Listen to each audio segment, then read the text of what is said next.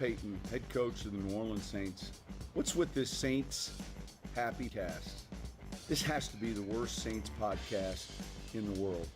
Ralph can't say anyone's name right. Andrew doesn't know football. Everyone has a hard time listening to Dave. And is Kevin even there tonight? The audio with this podcast, my God, the audio, it's painful.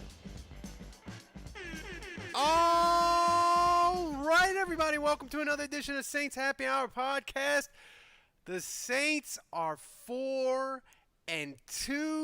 They got more kicking luck, but most importantly, and we got to start here, Dave got one of the golden tickets. He was one of the 3,000 people in attendance. Dave, how was the Saints game with only 3,000 people in attendance? Was that a Charlie and the Chocolate Factory reference right there? It was. Kind of, yeah. Oh, wow. Okay.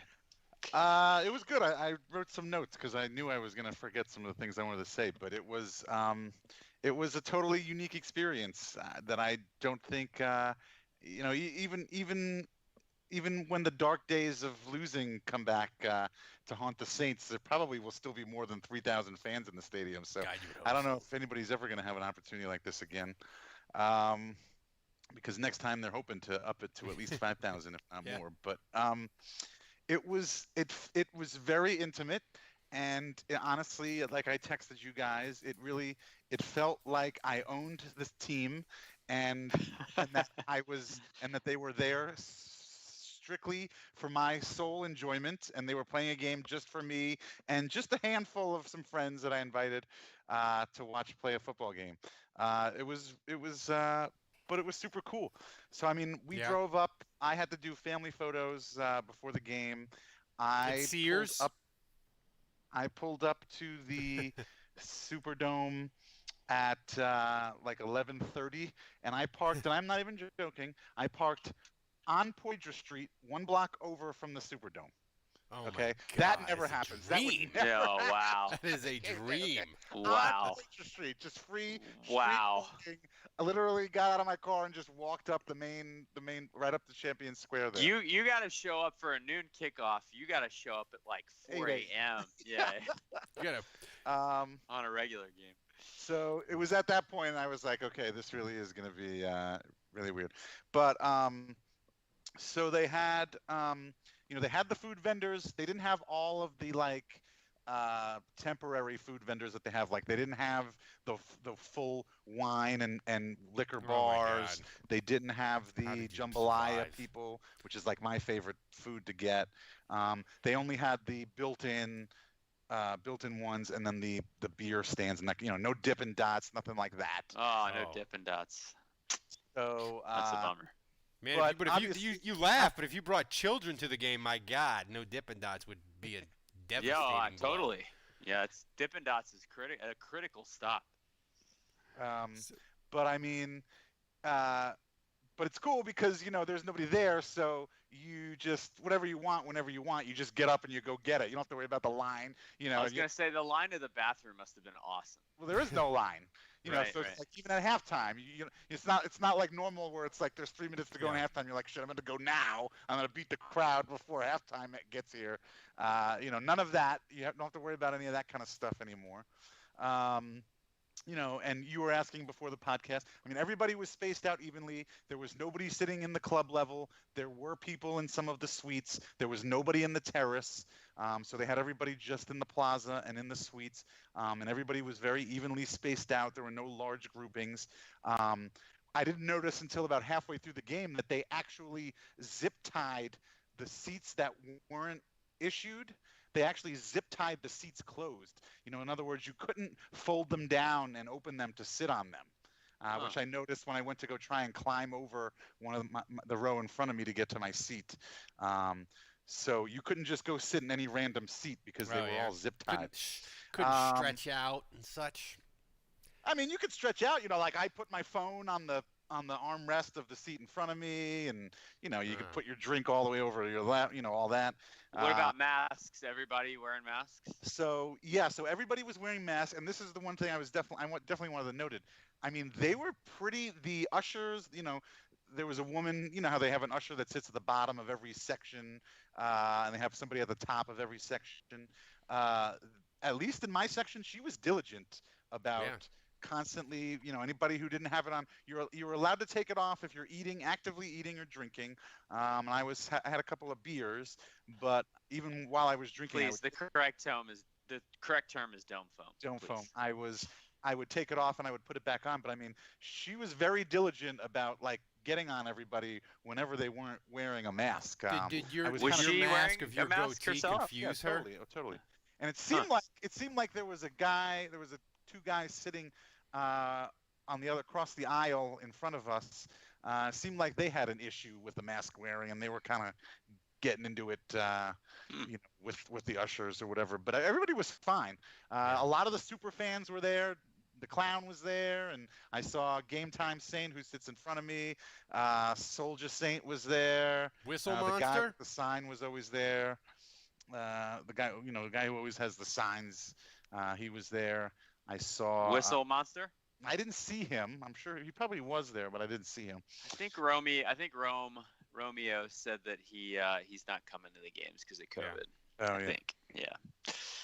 But on the downside, if you're drinking a couple of beers and you're wearing a mask, by the end of the game, your mask, smells like stale beer. It's You smell like stale beer all the time, Dave. How would you know the difference? But I honestly, it's going to be hard to go back to full capacity stadium after this. This is like flying first class to China, and then on the way home you have to go back and sit in the fucking last row and coach. That's it. I've been spoiled. Once you fly first class, you'll never fly Southwest again if you can help it. I'm just What about saying. Spirit? So, as for the actual football game, which the Saints won 27-24,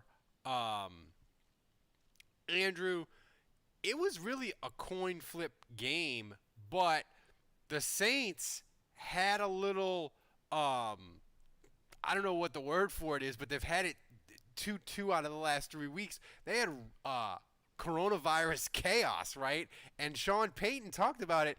They had to scramble their ass off on Thursday to get their game plan together. It was a late night, 3 a.m., I think, on Thursday night, and just trying to get guys into positions they're comfortable with and had experience with. And Marquez has been playing some, and obviously he played well. Traquan, all those guys that stepped up. We had a handful of base personnel in the plan because of the type defense we were seeing. And yet, it was up to not just one person, but a lot of people. It took a little time on Thursday night. Andrew, they were missing Michael Thomas, Emmanuel Sanders, Teron Armstead for most of the game. They changed the game plan on Thursday, and they still went 12 of 14 on third down. I want Drew Brees in the Hall of Fame today. Man, that was something, wasn't it? Watching Drew Brees play, and listen, Dave, I mean, you could go back to the several rants that he's had this season. Could play any of those, but Brees is clearly back, and any of you that said he was washed or said he was done or demanded that Jameis Winston replace him, we will now accept those apologies. Your tail is between your legs. You were wrong. We were right. We are good looking. You are not very attractive. All that stuff. Brees is locked in, man. He's laser sharp right now, and we haven't seen him play maybe like that yet this season. But the thing that was cool about that is just, again, Deontay Harrison, Marquez Callaway, undrafted guys. That's what he had to work with. That's what he was throwing to, and we've talked about how Brees maybe hasn't really elevated the nobody receiver in a while, but that damn sure happened in spades on Sunday. I mean, it's embarrassing that none of us picked Marquez Callaway as our UDFA son. It could have been a truly triumphant moment for any of us. Yeah, same initials, same number, same first name, missing a letter. Marquez Colston. It did feel like Colston out there. It did, like a dreaded Colston. I mean, the thing is, this team, Dave, I didn't think Drew Brees at 40 plus had it in him to be this great. I know you didn't. A lot of people didn't. It's okay. You can just say I was wrong. I was wrong. I admit it. I get it. You can. It's fine. You're in the trust tree, Ralph. You're in the trust tree. Ralph is wrong a lot. I'm not gonna go off on another rant and explain to you all why I was right all those weeks ago. I mean, I'm kind of okay with you. No, I'm gonna. There. Our listeners, they don't want to hear it. They know. You guys. Some people out there, you disrespected. You got out of line. I think they say in good faith. You got a little out of line. Disrespected a little bit. Drew's locked in. He's back. He's playing again at a level that makes you think like maybe he'll play another season.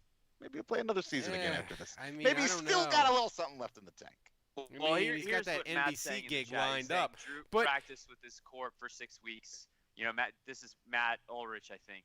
He's saying in the chat that Drew practiced with this core for 6 weeks, and now he has that feeling of who can catch the ball consistently, who's running the routes. And yeah, I mean, I think that's totally spot on. I think with Corona, the lack of practices and all that, just how this off season went, I just think it took Drew a little time to dial it in and to get comfortable with the offense. And we've had many podcasts where we've talked about this, how Drew is the type of quarterback where he just needs attention to detail and time and to really fully feel comfortable and dialed in. And we're seeing it with Tom Brady too, by the way.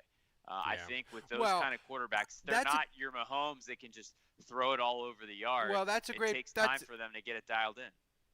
Andrew, that's a great point, and I had one soundbite from Drew. He talked about all the young guys and getting on the same page and making contributions. Young guys have had to step up. Obviously, we've been without Michael Thomas here for going on 5 games. Emmanuel, being out this game. Young guys having to step up and really take on a role where hey, they're going to be expected to step in and need to really be able to contribute. And I can't say enough about guys like Marquez Callaway. And the job that he did today, and really just stepping in Mike's stead. Obviously, Traquan Smith, who is a mainstay, but man, we've asked him to do so much stuff. Obviously, the guys up front, having some injuries at times, and young guys need to step in or just kind of fill the void. I think that it's just been one of those deals where, man, each week it's finding a different way to win. Each week it's finding different guys that are having to step up and contribute in ways that maybe they haven't in the past. And yet, man, it's what we need to win the game. And so I can't say enough about just guys' resolve and resilience to be able to do that. And, listen, these last 2 games especially, where it's coming down to the wire, it's coming down to the last drive and just finding ways to make the plays to win the game. Find a way, baby. Find a way. And I know you always preach that, Andrew, but Dave, I feel like in the season of coronavirus, like you just got to get these wins and get into the playoffs. And this is really going to pay dividends for them down the road when Michael Thomas finally gets back, unless the Saints trade him before next Tuesday, which Mike Florio, PFT, is dying for them to do.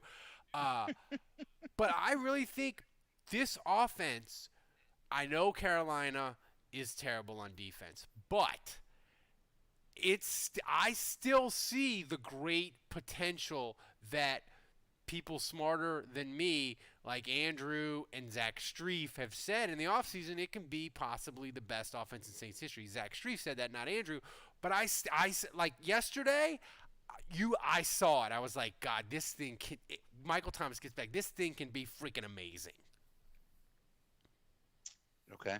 Yes. Was that a question? That is a question. Do you agree with me? Oh. I don't know. The best offense in Saints history? I don't know. Those are pretty big shoes to fill. Kamara does look like the best running back in Saints history, at the very least. Again, I mean, that's a great question. Darren Sproles was pretty good looking back in 2011. I don't know. I mean, Andrew, though, you're into the short guys, huh, Dave?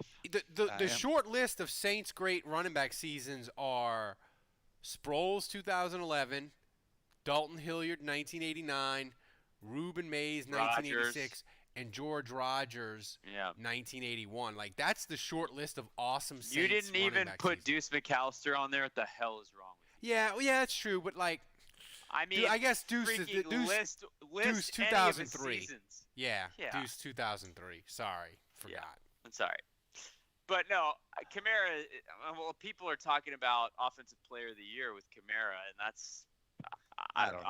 Yeah, it's gonna be tough. I just think with the level of quarterback play we're seeing from Russell Wilson, although he they just don't had a bad usually. game, But and Andrew, no, Rodgers. that's not fair because they give MVP to quarterback, but they usually don't double dip. Like if a quarterback wins MVP, it's not necessarily that a quarterback or the same guy will win Offensive Player of the Year. They'll split it, give it a different position. Yeah, but even non-quarterbacks, I don't know. DK Metcalf, would he be in the running potentially? Offensive Player in the Year. Dalvin Cook, would he be in the running potentially? No, not Delvin Cook. Not with Minnesota No, being 1-5. no, not Metcalf over maybe, Kamara. but I mean, like Kamara is on pace for like close to 2,000 yards and a ridiculous amount of touchdowns. And if the Saints get to 10, 11, 12 wins, I think he'll be in the pole position for Offensive Player of the Year. But we'll see. Yeah, I mean, I guess you're right. So 2017, Todd Gurley won Offensive Player of the Year, and DeMarco Murray won it in 2014, Adrian Peterson in 2012. So, since 2010, there's been 3 running backs, so it's not unheard of. It's just the thing that's crazy to me, Dave, is teams know what is coming with Alvin Kamara. They know on these third downs they're going to get him the ball. Even when it's third and long, they know they're going to do dump-offs to Kamara. Or for it's third and medium, they're throwing it to him. And Carolina couldn't fucking stop it to save their life. They're bad. And that was the other point I wanted to make. It's good to get a win, obviously. I don't, and obviously the offense looked good. And Andrew, you think the defense maybe didn't look as bad as we think it did. But I don't know if this is really the game that we should be judging how the Saints are playing, because I look at the other side of the football and I'm taking into consideration the competition, and I don't know. I don't think it's that. I still don't think just because we beat Carolina yesterday that means we're going to be able to take on Seattle Seattle. Seattle's defense is horrific. No, but like the Chiefs or something like that. That's a fair point. I still don't see a team that's good enough to beat one of those top 2 or 3 teams. I mean, who besides Green Bay? Who in the NFC is really? I'd like another great? shot at Green Bay. I wish we got to play Green Bay later in the season. So I don't know whether they're going to be as good later in the season as they were in the beginning of the season. With the crowd would have been nice. Yeah, and I think we're going to be better later in the season. Which, again, to your point, that's what's important. You don't need to be peaking now. You need to be peaking in December and January. Right. Well, the Saints tend to peak this time of year. Right. And that served them well for being 13-3 the last couple of years, but not so much in the playoffs. How about this for a novel? I was talking to my buddy Samir. I don't know if Samir's listening tonight, but I was talking to him today, and I was like, wouldn't it be amazing if the script was flipped this year and the Saints kind of didn't play that great in the regular season, limped to the playoffs, let's say as a wild card at 10-6, and then went full Tennessee Titans on teams and actually won the playoff games for a change. Well, that was my prediction. Wouldn't that be a nice reversal? That was my prediction for the season. I said they're going to go 10-6. They're going to be mediocre all year. It's going to be a slog. It's going to be really hard and difficult, and they're going to have injuries and all kinds of stuff. And then in the playoffs, Drew Brees is going to become 2011 Drew Brees, and they're going to win the Super Bowl, and we're going to get the happy ending we want. But Dave, we are not going to get a happy ending if the Saints cannot get their secondary together. And we got to play some sound from Sean Payton, not yesterday, today. And Sean Payton, he had a lot to say about the secondary. First of all, he said, look, the secondary fuck up yesterday, it wasn't because of communication issues. It wasn't as much communication this time as technique and landmarks. It's obviously something we've got to get cleaned up. Dennis and I just finished talking about a handful of them, and this wasn't as much communication as it was just recognizing the formation, the alignments, and then how to play the coverage on that specific play. So it's an area of concern. It's an area that we've got to get better at, and I think we will. But it's still something. It's one of those things. You come off a win and you look, all right. The good news is we won. Here are some of the things now that they're going to cost us in another game down the road if we don't fix. And somebody asked him about where he is on the Dave Cariello panic meter about the secondary, and he said, "Oh yeah, I'm worried." No, it's closer to the a lot than not that concerned about it. I think it has to be, and that's something we'll continue to work on. But yeah, we've got to eliminate the explosives, and look, teams are good enough throwing the football where they're going to make plays underneath. In a handful of these games this year, these chunk plays are the ones that, like I said earlier, are going to hurt you in another game and be the difference rather than you being able to overcome it. Andrew, I've had some bad Mexican before, and you definitely always want to avoid the explosives. That's definitely something you want to avoid at all costs. Here's the question that I asked on Twitter. I said, when is Sean Payton going to have his Charles Brown moment and say, I have seen enough, and go to someone else? And he called out Marcus Williams, if you pay attention, with this soundbite today. That's the $6 million question right now, and we've got to get it figured out. It wasn't as big of a challenge a year ago, and yet it's something that's creeped up right now. And coming off a training camp, I wouldn't have thought that would be such an issue, but it is right now, and we're addressing it. Because Marcus Williams signed a 4-year, $6 million contract. Do you think that was a specific shot at Marcus Williams? Yes. X-Files music. Dave, I love that you have to tell him to play it because it doesn't come to him instinctively. Right, and now it's dead air. Right. It's too late. It's too late, Ralph. You ruined it. Don't even do it. So, Dave, do you think he was calling out Marcus Williams intentionally? I'll say this. Sean Payton certainly has a history of taking subtle shots at people he is not happy with. I'll reference the Roger Goodell clown shirt. That was top notch. That was just ever so slightly within view. Just one button a little bit too low there.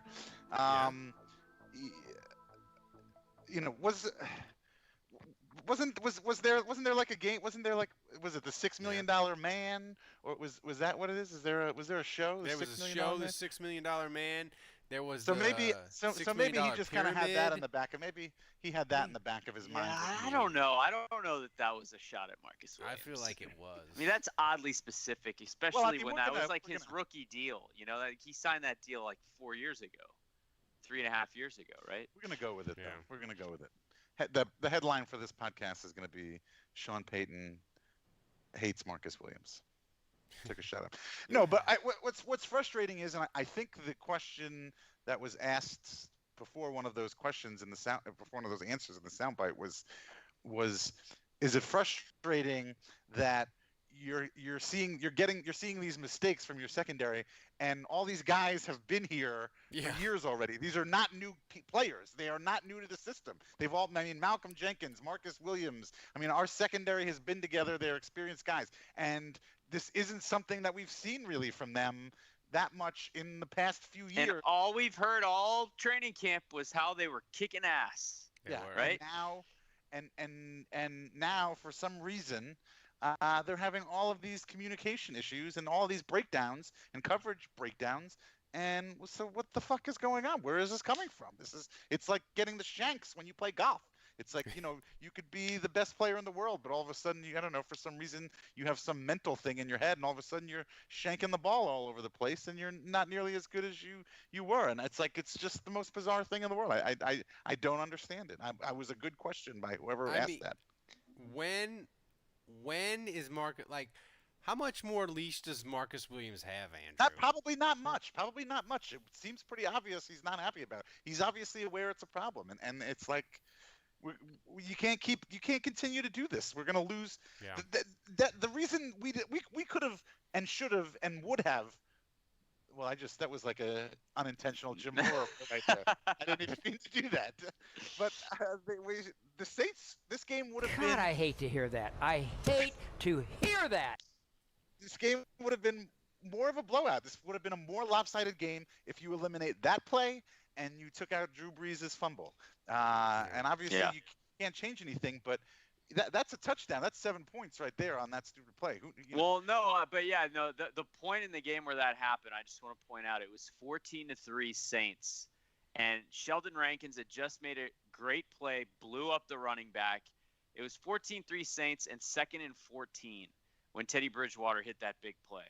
And, the Saints had full momentum. They had Carolina by the throat, and then boom, 75-yard touchdown, and it's 14-10. So those plays have massive consequences. Yeah.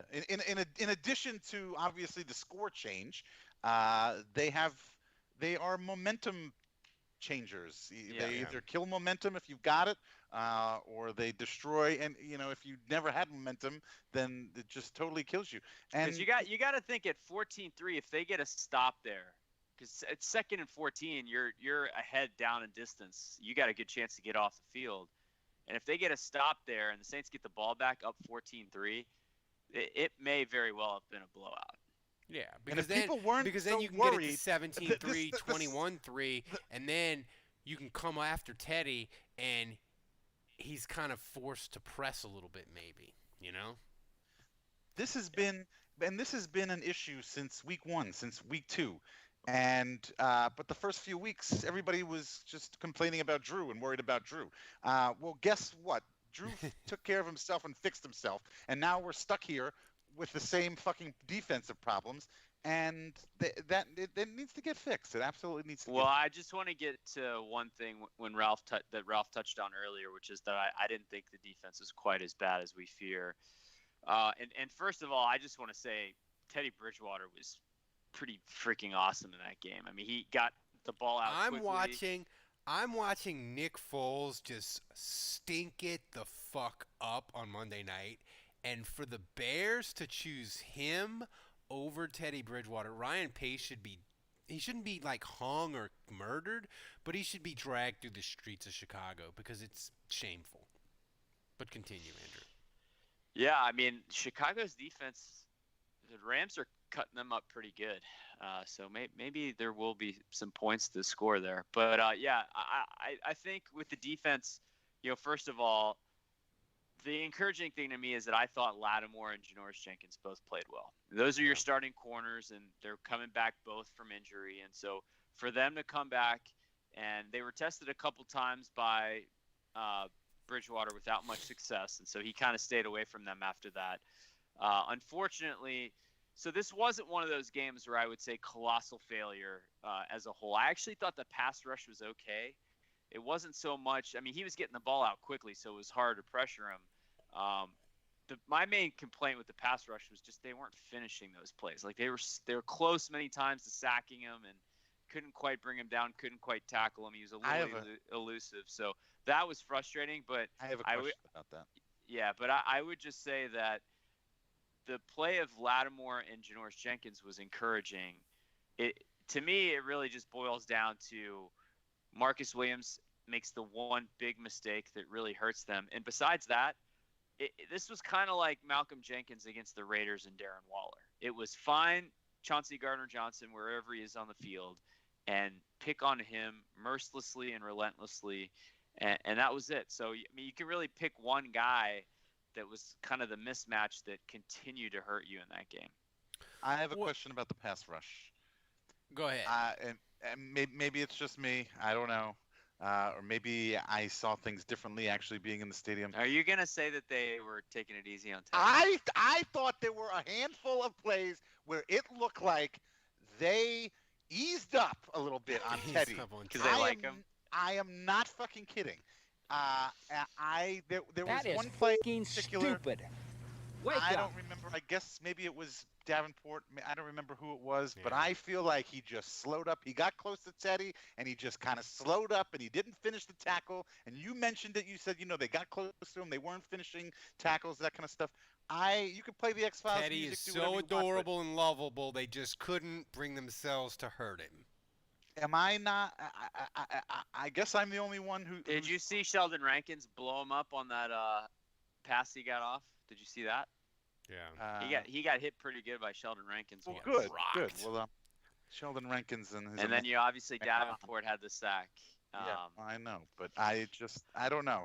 Yeah, it's tough to say. I mean, I will say this: if I'm a defensive end, I'm terrified of getting flagged for roughing the passer. Yeah, that is so. True. It's hard to delineate between it's Teddy and they're taking it easy on their buddy versus just they don't want to get flagged.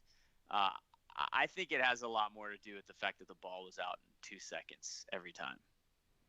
Yeah, and tough the to thing sack is, a guy that's getting the ball out that quick. With the pass rush is, and look, trade deadline, just like the election for president of the United States, is next Tuesday, but a lot of the NFL insiders and beat writers and stuff say, look, teams are going to try to get stuff done Thursday, Friday because of all the COVID protocols. They have to go through all these hoops. So the trade deadline the actual deadline is Tuesday, but teams will want to get stuff done this week. So I guess my question, and I want both of you to answer, so I'll start with you, Dave. We know the Saints like to do big things. They like to go YOLO. They tried with Clowney. But if you're the Saints and you only have so much capital and you can only do one deal, what position player are you going to get on defense to try to fix it and make a run? I mean, we just spent the last 15 minutes bagging on the secondary and Chauncey Gardner-Johnson. I mean, I think they could use the most help in the secondary. What's likely to happen? I don't know. I saw Ian Rappaport or whatever said Everson Griffin was going to be potentially available. So a pass rush would be good too. You could theoretically improve your secondary and your pass defense by upgrading your pass rush and getting to the quarterback quickly and not giving opposing quarterbacks all fucking day to sit back there and throw. I would say if not somebody in the secondary, then well, if they went secondary, if they go secondary, Andrew, it's got to be safety, right? They would. The answer is defensive end. End of story. Yeah, that's it. That's your answer. And by the way, who's this guy wearing number 94 for the Saints? Because it's not Cam Jordan. Who is that? Who's wearing that jersey? He has a little bit of that Paul Kruger washed stench on him. I mean, again, he's got something I think is, injury-wise, something's wrong. Something's nagging him. They put it up on the big screen at the game. This was Cam's 150th consecutive game, which is a record for the Saints. Yep. And I've said it before. When you have a guy who plays defensive end and he plays 150 straight games, that's a guy who is going to play through. He's going to play hurt. He's going to play through some. But that's not true, Dave, because the Saints don't lie about injuries, and he's not on the injury report. So that can't possibly be the case. You think you know, but you don't know, and you never will. I'm just saying. Nick Underhill told me that the Saints don't lie about injuries. And oh my God! They put it on there if it happens. Nick's the best, but he has some He's questionable so naive opinions about things. Just gonna say naive. I wonder if the Saints are willing to go and trade a second-round pick for Clowney for a one-year rental, how much draft capital are they willing to spend at the trade deadline? Will they? Is the number one pick for 2021 on the table? Didn't Clowney get injured? Is he injured? Yes, he did. Yep. Shocking, since he has such little history of that. What a surprise. But yeah, he is injured. To answer your question, Ralph, I don't think, given the fact that this could be Brees' last year and we could potentially be looking at a rebuild next year with cap stuff, I don't know if the Saints are going to want to part ways with their first-round pick. I think the second-round pick is a goner. Andrew's dad says I'm addicted to Clowney. Mr. Juge, if you think I'm addicted to Clowney, wait until a J.J. Watt to the Saints rumor gets posted on PFT. You will see me drop Clowney like a bag of dirt and be all Watt all the time. Just so you know. So that's where you should have had the Back to the Future soundbite. 8 bajillion gigawatts or whatever. That would have been a good soundbite for that one. Dave, do you think the first round pick for 2021 would be in play? Yeah. Oh, they would do that for sure. First round, really? Yeah. Oh, you yeah. Think so? They would pull the trigger on that. They could. Draft picks are like fucking nothing. Has Loomis ever given up a first at the trade deadline though? No, he's given up a second for Mike McKenzie. Yep. And what did he give up for Apple? A third? A fourth. Yeah. He gave up a third for Bridgewater, but that was before that was the season. In the summer. Yeah. I mean, and Jenkins was a waiver claim, or did they give up a pick for him? That's a good Janoris. No, it was just a waiver claim. Okay. I'm gonna say this: if depending on what the Saints pro personnel department thinks of J.J. Watt, if he becomes available and the Saints decide that he's the Texans are not going to trade J.J. Watt. You say he's say the that, face but here's of the thing: team. the Texans don't have a first or second round pick next year, so if the Saints or Green Bay or another team comes a calling and they're offering a second or a first round pick, the Texans basically, that's a really hard call. I think the only way they would do it is if J.J. Watt said he didn't want to go. But if you're the Texans, man, you got to consider it. They're going to give Miami's going to be getting 2 top 40 picks from them from the Tunsil trade. You know? What about Harrison Smith? Ooh, I like him a lot. He's a playmaker. But here's my question to you, Dave. Would you give up a second round pick for a safety? And oh, by the way, a safety that you're only going to have for the rest of this year. You don't have him long term. Would I know? Would the Saints? Yes, potentially, possibly. I mean, my whole thing is that I don't. I mean, call me crazy, but for a team that's going to have a big problem with cap space next season, and who's going to be losing their franchise quarterback, it seems to me like the draft is where you're going to want to go to rebuild and to reload. You're going to get a lot of cheap help. And so to me, it seems like the Saints should be saying, but we shouldn't be that so loosey-goosey with our draft picks and trading them. You say that, and yet they burned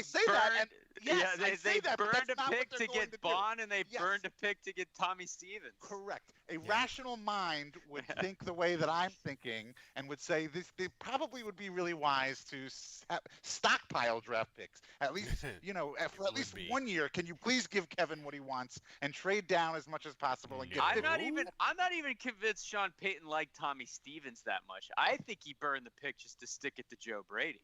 They're burning picks just to stick a middle finger in the face of divisional opponents. They don't even care about the player. Burning picks is as natural as that was just trading a pick to be petty. His spite rating was off the charts for Tommy Stevens, right? So I mean, they should probably build heavily using the draft, but will they? No, they probably won't. They will probably trade a second round draft pick for a safety that they'll use for 3 months and then lose in the second round of the playoffs.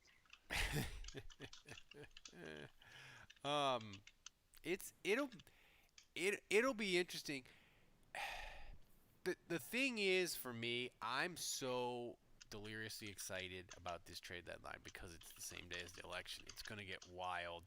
I really expect the trades to start heating up tomorrow on teams' off day for Tuesday. I expect the trade rumors to start coming in fast and furious. So that's a reason why you should subscribe to this podcast, because we will have the analysis and the breaking news podcast before anybody else. Everybody else will be like, hey, the Saints just traded for so-and-so. We'll have a podcast later. I'll give you a write-up later. Me and Andrew will be on that shit 15 minutes after it happens. We did a breaking news podcast today talking about the Michael Thomas trade rumors, which are out of control. He's saying that they burned all these draft picks to draft guys that aren't playing as well as Marquez Callaway. I mean, we should have given up the farm for him. Marquez Callaway is looking like a second or third round pick right now. By the way, we talked about this on a previous show, and you should become a patron so you can listen to those shows too. But Ralph, what is going on with the Tennessee Volunteers? What the hell is wrong with that program that they produce guys like Alvin Kamara, drafted in the 3rd round, Marquez Callaway, undrafted, Shy Tuttle, undrafted. The Saints are basically cherry-picking all these Tennessee players way below their value. Yeah, I should stop. You're right. Oh, interception! Matt Ryan!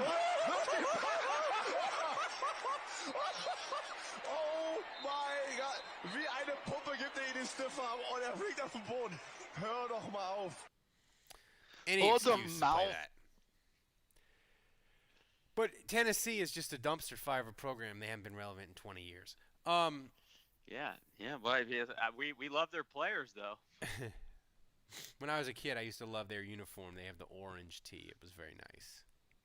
And somebody said, Matt says, don't forget the Saints are getting compensatory picks, so that makes them more likely to burn assets at the trade deadline. Don't forget that. It's true. So before we get to the hotline, do we need to talk about anything before we get to the hotline and something else? Do we need to talk about anything else about the game that I've missed? Oh yeah, Deontay Harris. Go ahead, Dave. Well, we have to talk about the Falcons. Oh my God! The Falcons scored a game-losing touchdown. I mean, they just keep inventing new ways to lose. They lose when they don't score enough points. They lose when they score too many points. They just can't fucking figure it out. They cost me money yesterday. I bet on them against Detroit. That makes it even sweeter. My God. Do they not? All they had to do was kneel the ball 3 fucking times and kick a field goal. Their kicker is good. Yeah, like what are they doing? They have a good kicker. I don't know. It gave me joy anyway, because if they'd have kicked the field goal, I would have lost because they'd have only won by a point and they wouldn't have covered. So I was actually kind of happy. I was like, there's no way Detroit's going to come down. Then Detroit goes down and wins. And Detroit is 3-3. I don't know what's about that. But, like, Atlanta might be the best 1-6 team I've ever seen. Like, they have lost in excruciating fashion, and they're 1-6. But, like, they could be 4-3 if they weren't so unlucky and didn't falcon it every week. There's also Julio Jones trade rumors. Would you trade Julio Mike Thomas for Julio Jones? You want to do a swap? Wow. So they could each detonate their cap? You want to face Michael Thomas twice a year? A pissed off Michael Thomas? Yeah. Oh my God. Sounds great. Oh, he would be. Where can I sign up for that? Yeah, it sounds great. Michael Thomas Unbound. That sounds fantastic. Yeah. So Mike Florio would sure get some clicks out of that. Oh my God, Mike Florio, he would just be naked playing Barry White. He'd be so aroused. The possibility. Well, by the way, I do, just for our listeners, I do want to make sure it's clear that Mike Florio did his most recent article about the Mike Thomas thing. He said it's very unlikely that the Saints are going to trade Mike Thomas. Oh, okay. Okay. Yeah, Nice very back nice. pedal there. The Life Saints and comes at Michael you Thomas fast, have huh? to work that shit out, even if they don't like each other. They have to work it out. Yeah. So, listen, we're gonna do game predictions and questions in a minute, but we got to do the hotline. But before we do the hotline, I want to talk about something. Look, we had a really sad situation earlier last week where Allie, one of our Allie Marie Smith, she was, Andrew, I would say of all the fans we've had, she was like the best and most diehard, and she passed away unexpectedly last week. And I have to say, she was a fan of our show the longest, and she did something that I can't explain to you why it tickled me to death and I loved it so. But like in 2014, 15, and 16, and recently, but not as much, she used to listen to our show and live tweet it and just repeat our jokes on Twitter and insult me, insult Andrew. And I don't know why I loved it so much that she would live tweet our show. It was like Mystery Science Theater on Twitter on our show. But I loved it so. And she was like the first or second person to sign up as a patron. And she just loved our show and interacted with so much. And she was a part of Saints Twitter, and she passed away. And Saints Twitter was so incredibly sad. And it was really touching that Saints Twitter really embraced the GoFundMe for her funeral, and that was thanks. If you contributed to that, I did a little bit. Thank you for doing that, and it warmed my heart so much. And I had remembered, Andrew, that when we first started Patreon, and this was back when we did Podbean, we did the Drunk History to try to raise money to pay for the server and stuff. When we first started Patreon, we did a thing where if you donate $1, we would pick a person a month, and they would do a rant. And I remembered that I had Allie's rant that she did. I found it on my computer. And it is just so amazing and so great. I want to play it for you guys. And then we have something special that we did with the hotline that she's going to be a part of forever. But here's the rant she did, and it's just amazing. And I think it's a great way to pay tribute to her. All right, Allie, our number one fan, a patron, she won our rant raffle, so she gets to vent about the Saints losing in Arizona. Allie, take it away. Thanks, Rolf.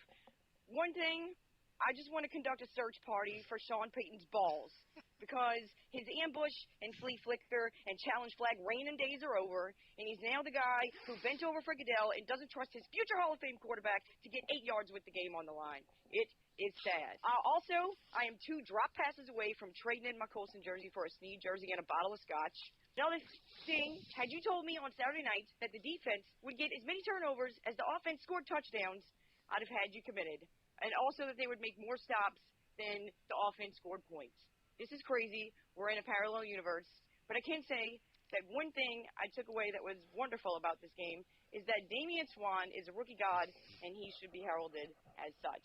Last thing, Delvin Breaux show is apparently the penalty show that we thought that Brandon Browner was going to be. But as long as he keeps recovering fumbles and defending passes, I will take it. Amen. So, amen, sister. That was fantastic, Allie. Allie, you're the best. We'll see you on Twitter. All right, thanks, Rob. I get emotional listening to it. The funniest thing about it is, my God, that's the opening game from 2015 against Arizona. We were so desperate for any good corner. We're like, Damon Swan, he's going to be good. You know? It did. But it made me really sad. And it, like, finding that and listening to it and editing it, just trimming it up, it made me so sad because Allie, I mean, I feel like Saints Twitter is such a great community, and this podcast our little show is a great community, and it just makes me sad that we lost one of the funnest people in it. And if you guys want to say words about her, you can. I'm incredible. I was incredibly emotional. People can probably see me now. I'm tearing up. It was so emotional to have her go at such a young age, and it's just 2020 just sucks in a way that is indescribable. Yeah, it's tragic. It's hard to hear her voice, and so far back in the past. But I think you hear it in her voice that just how passionate she was about the Saints. She really did love the Saints, and it's kind of like you said, Ralph. On some level, we do this because we love the banter and we love the community that we've created and that you guys that listen are a part of. Yeah. And so. Yeah, Allie was a big part of that, and she was on Twitter all the time talking Saints, and I'll never forget. She was a barista, and she was always making coffee, and I'll never forget. She was so excited and sending us pictures because one day Cam Jordan walked in to her store, and I just I've never seen someone so happy in my life, and she asked him to take pictures with her, and he did, and obviously Cam Jordan was awesome to her, and. That was like a lifetime moment for her, and I remember her sending all the pictures and just being so pumped. So we lost a diehard Saints fan, y'all, and she was amazing. And I know a lot of you supported again, like Ralph said, the GoFundMe to pay for her funeral and everything. So thank y'all that contributed, and it's tough. Yeah. So what I wanted to do to honor her is. I incorporated her into the Hotline Open. And so that'll be a little part of her that'll stay with the show forever, which I think is touching. And we get to this week's Hotline, and first of all, you people weren't excited about the Saints win. You were angry at Marcus Williams. You were angry at Marcus Williams. And we had another person randomly call in and insult me about my hatred of red beans, which I took very personally. This person insulted me in a way that was kind of derogatory and probably over the line. So let's get to it. It's the Saints Happy Hour Hotline from Week 7. It's time for this week's hottest takes from the Saints Happy Hour Hotline. I just want to conduct a search party for Sean Payton's balls because his ambush and flea flicker and challenge flag reigning days are over, and he's now the guy who bent over for Goodell and doesn't trust his future Hall of Fame quarterback to get 8 yards with the game on the line. As we've learned with anything in 2020, it's all just a bunch of horse shit. So fuck it. That's it. That's the voicemail. That's it. Play me on the show. Or don't play me on the show. I don't give a fuck. I have 4 words. Marcus Williams. Fuck you. Fuck a ref. That's really all I've got to say.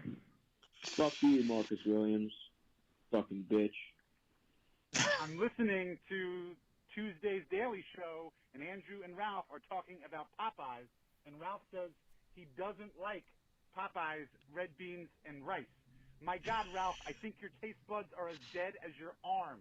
Jesus fucking Christ, you say that's over the line. You could have the best red beans and rice in the world and you still wouldn't like it? Popeyes has the best, world's best red beans and rice, and you still don't like it. You are a fucking idiot. That's over the line. I don't know who that clown is. How'd he get I think that was Cave Dariello. Can we block that number? Marrero? Can we block numbers? Block that guy. I'm surprised Cave has the number to the hotline. Yeah.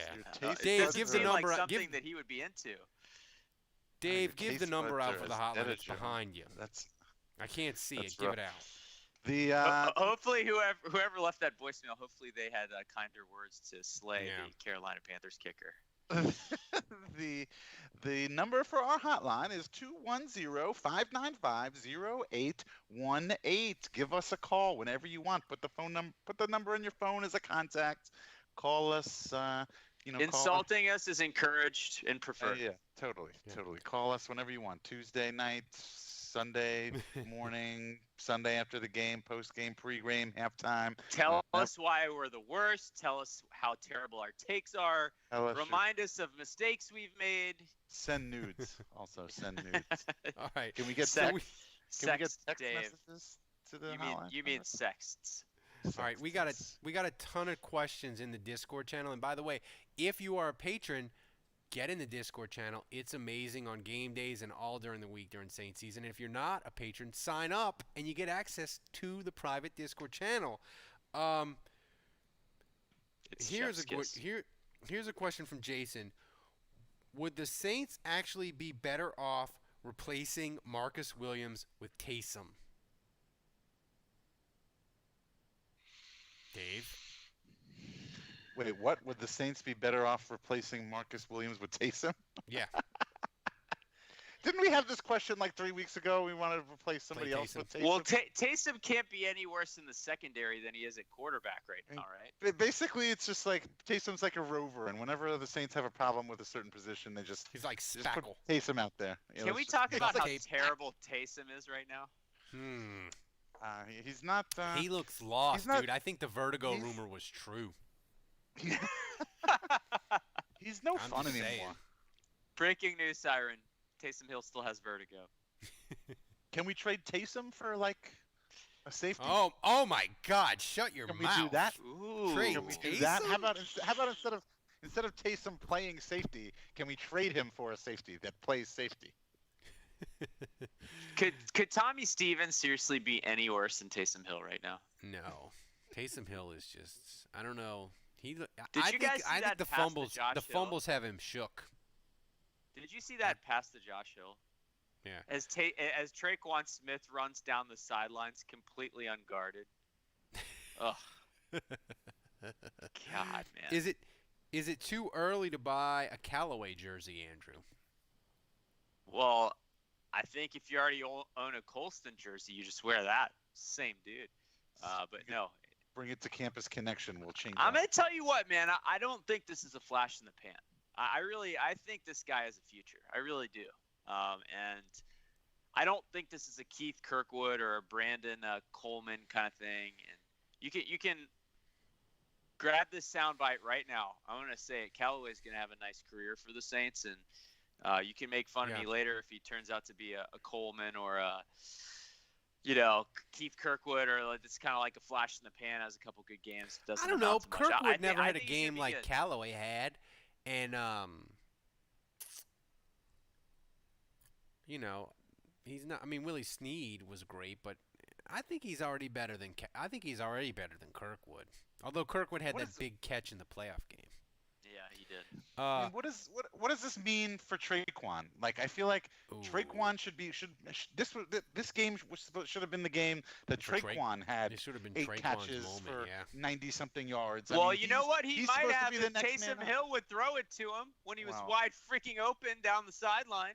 I mean, does it not concern you at all that they just pass right over Traquan and they go to Marquez and what's this and Deontay? Well, in fairness, I'm sure the Panthers were thinking we don't need to guard those guys. Just guard Traquan and we're good. Well, so that's what I was going to ask you. I don't know if you watched the game over or watched the film, but I mean, was it a situation where Traquan was just double covered all the time, and that left openings for the rest of the guys? I do think in general Callaway had softer coverage, but no, I do think Brees was kind of caught fire with Callaway early. Yeah. And it was working, and so he was like, no, I'm going to keep going back to the well. I do think there were times where I saw Troutman and a couple other guys wide open. I mean, Brees won't look Troutman's way at all, hardly. I mean, he was open weird. A couple times, and Brees is like, nope, I'm going to Callaway, and he's pretty tightly covered. Nope. He'd complete the pass, but it's just like, that's where you see him kind of locked in on his guy. So this is from Dale. Oh, what's you didn't in play the the Louisiana music, water that LSU and the Saints can't play zone defense? It's a good question. Can Tulane play zone defense? Did you watch the game? I did not. 700 yards. I think there might be something in the water. You can throw Tulane in that equation too. LSU as well. Yeah. I don't know. I don't know what's in the water. So we got to get to the game Sunday, 3:25. Saints at Bears. Bears are currently losing 24-10. Nick Foles looks like garbage on Monday Night Football. Saints are 2.5-point favorite according to Vegas. Andrew, I'll start with you. Who you got, and who is going to be your... They won't even bring him to camp. He looks like a star of the day for the Saints. GRTFL Mark says that we all need a smile. So, hi, Mark. I don't know. I think this is going to be low scoring. I think it's going to be a tough game. I'm going to say 23-20 Saints. It's going to take more perfection from Will Lutz. Yeah. And I'm going to go with Will Lutz. Don't jinx him. You just fucking jinxed him. Jesus Perfect Christ. on the year. Will Lutz from What an 53 at the gun. Wow. 23-20 Saints win. Write this down, Ralph. If we lose because of a missed fucking field goal, it was this asshole over here. Jesus Christ. You just don't do that. You just don't fucking do that. So, Dave, Should I change it then? Should I change? It's too late now. You already put it out there. It's out there. It's in the ether. So, Dave, who you got? Who do I have? Yeah. Well, like you said, the Bears are currently losing 24-10 right now to the Los Angeles Rams. I don't think they're a great team. Defense is okay, I guess, but their defense is good. You know, defensive. This is Akeem Hicks healthy? Are we going to see Akeem Hicks? Yeah, he's had roughing the passer penalties, had offsides tonight. He's been. I'll take that. He's been a Martez Wilson machine. Oh yeah, subscribe. But you know, is Nick Foles is okay, but you know, he's gonna sling it around. He might make some mistakes. So, well endowed Nicholas. Yeah, big dick Nick, and you know, hopefully we'll have maybe we'll get both back. Maybe we'll get Michael Thomas and Emmanuel Sanders back. Or no, can Sanders come back that quick? Or does he have to do 14 days? The Rona. I think you got to be out 2 weeks. Yeah. I don't know. I don't think you have. I think if your symptoms clear and then you test negative tests a bunch of times, I think you can come back. Consecutive days, negative tests. I don't think it's necessarily. I don't think he's necessarily out. Part of me. Well, either way, that would be good if we can at least get Thomas back. He has not apparently been one of those COVID cases where he's symptom free. Like he's sick apparently. Yeah. Emmanuel Sanders. Right. So that's why like Thursday he was like, dude, at practice he was like, I'm sick. You know, so he's got the Rona, not like asymptomatic Rona or false positive Rona. But anyway, I think if the Saints offense can play like they did this yesterday, and if the defense can just tighten up just a little bit, I think we should be fine. Just a little bit. You know, like we've been saying. You think a more comfortable win than we've had lately? Like 5% more. If we can play 5% more defense, that'd be great. I'm torn. Yeah. Baby steps. Semblance of defense. Baby steps. Yeah, I think it'll be more comfortable than it was. I think we should be able to have a more comfortable win this week than we did last week. I'm going to say Saints 35, Bears 17. Oh, so who's that's a blowout. That's not 5%. That's a blowout. So who's your Jason Champagne says they want to bring him to camp. He looks like a star of the day for the Saints. So Dave, who's your star Champagne of the day? Says the Saints are going to smoke the Bears. Foles owns Brady. We own Foles. It's a circle of life. Yeah. My star of the game. Who the hell did I go with last week? My star of the game is going to be. You know what? It'll be Taysom. Taysom's that's a good one. He's going to do something. He's going to do a little something. I'm going to say. I'm torn in this game because if Armstead, he's probably not going to play, and that could be problematic with the Bears defense. But on the flip side, the Saints went into Chicago last year, and they just mauled that Bear defense. I don't think they had Hicks. Maybe that makes a difference. Your boyfriend, Dave Ladavius, he had a monster game. Remember that? I think what's going to – because Tampa, they basically have a bye. It's better than a bye week. They play the Giants. So, they're winning. I think Tampa's going to roll against the Giants, obviously. I think the Saints are going to roll against the Bears.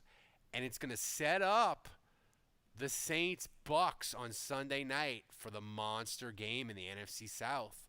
And people are going to be excited about it. Saints are going to win – 31-10. The defense is going to look amazing because Foles is trash, and people are going to be like, the Bears are a fraud. They're 5-3 now. The Saints are 5-2. Drew Brees is looking amazing. My MVP, or as Jim Morrow would say, they want to bring him to camp. He looks like a star of the day for the Saints. I'm going to go a guy that Andrew mentioned that Drew Brees, for whatever reason, isn't throwing to him, but he's open sometimes. Troutman is going to have 5 catches, 55 yards, and a touchdown. So he's going to be my star of the day for the Saints. How you like that? So now let me ask you this: Did Dave just jinx Taysom Hill? Is he going to have like a pick and 2 fumbles now? Is that? I don't know. He's Does it not such in work the that way toilet. too? You can't jinx him until he doesn't have the vertigo anymore. No, kickers are more susceptible. They're Okay, so it's a they're kicker delicate thing. flowers. Yeah, they're delicate flowers. I can't believe, Dave, you forgot to tell me to play the music. No, I didn't. I did tell you to play the music, asshole. You know, you forgot to tell me to play the music. Oh, the Ralph Shuffle. Come on.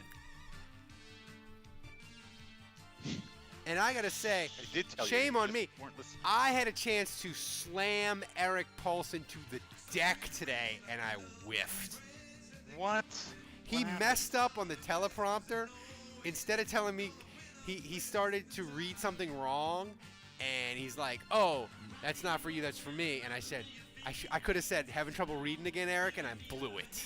I was so mad at myself. Man, God, Slammed he Paulson fucking to the teed that ground, thing up and I for blew you, it. man.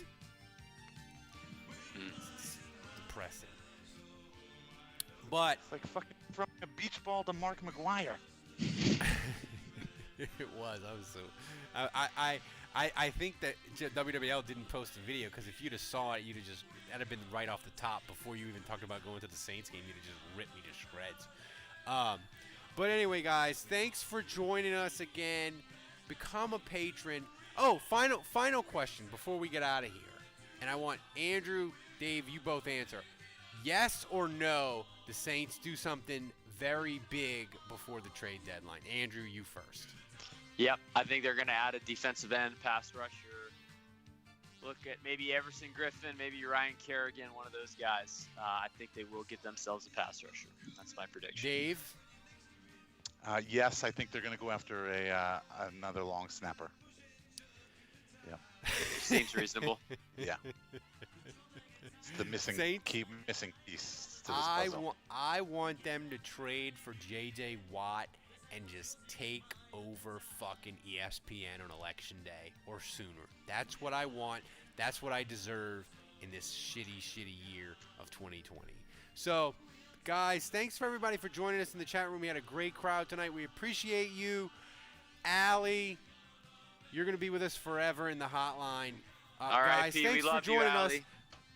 Until next week, the bar is closed.